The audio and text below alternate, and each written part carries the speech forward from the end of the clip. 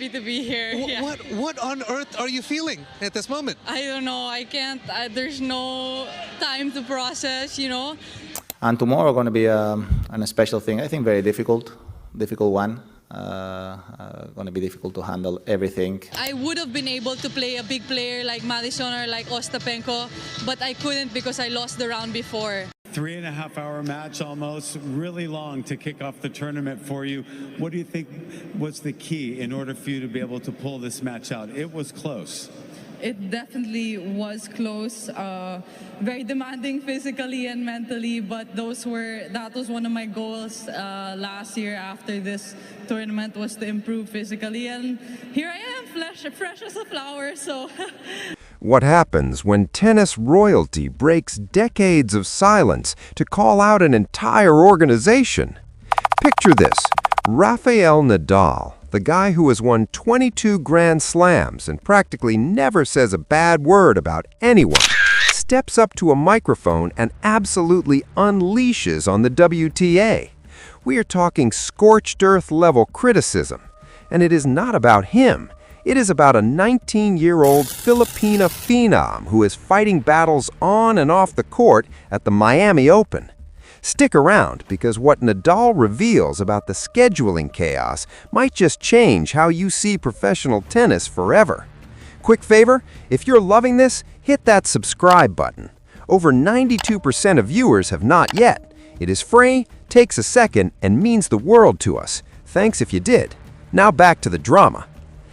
To me, and it says a lot of my progress and how I've developed as a player and as a person. I came into Miami last year as a wild card. Now I'm in the third round again, so I'm really, really happy, and especially having been able to compete at this level today against an amazing fighter, so I'm really happy.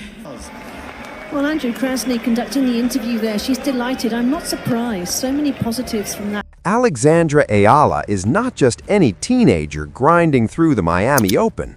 This is Rafa Nadal's hand-picked protege, trained at his academy in Mallorca, molded by the same principles that turned a kid from Monaco into a clay court god.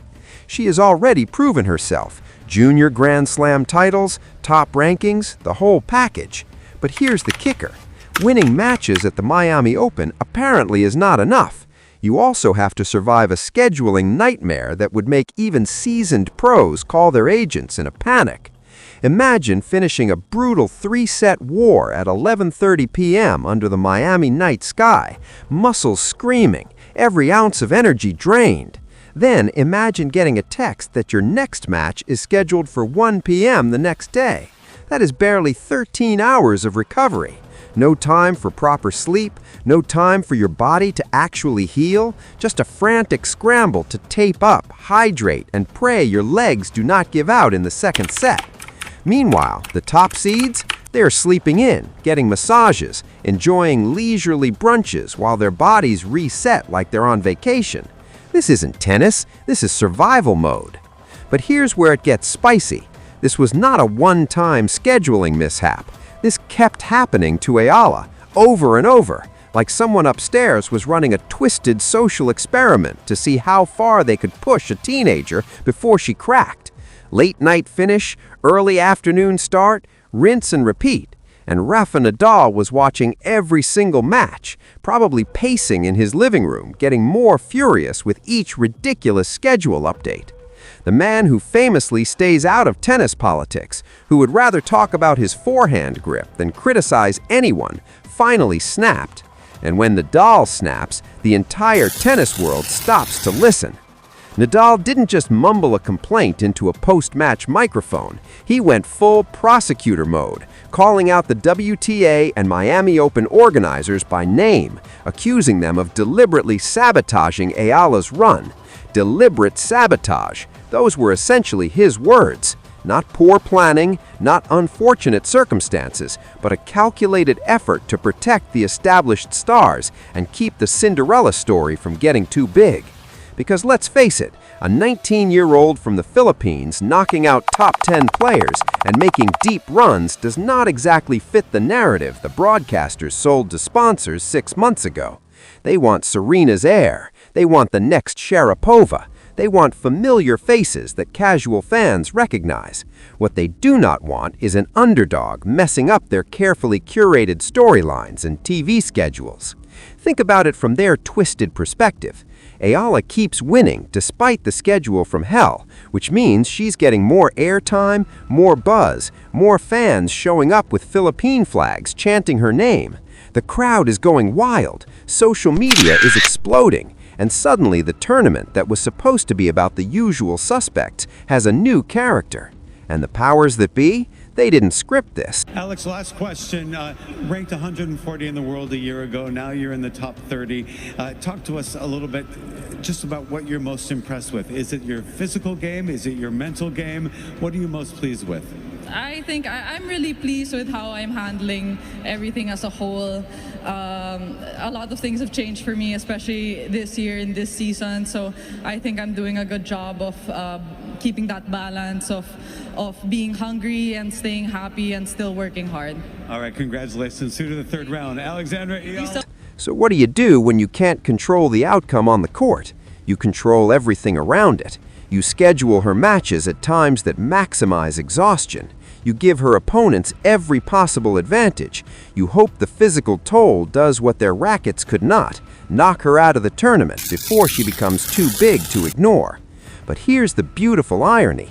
Eala kept winning anyway. Every impossible turnaround, every match where she should have been too tired to compete, she showed up and delivered. The scheduling tried to break her, and instead it forged her into something the tennis establishment didn't see coming, a fighter with nothing to lose and everything to prove. And watching from the sidelines, Rafa Nadal saw a reflection of his own journey, the kid who was supposed to be a clay court specialist, who was told his game wouldn't translate, who proved everyone wrong by outworking, out-hustling, and outlasting every doubter. That's his legacy, and watching someone try to sabotage his protege brought out the lion.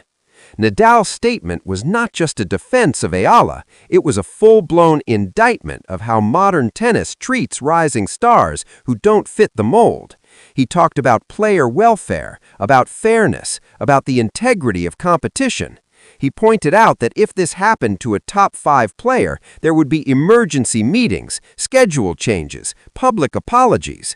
But because it's a teenager from the Southeast Asia without the endorsement deals or the powerful agent, the rules apparently don't apply. The silence from the WTA after Nadal's comments?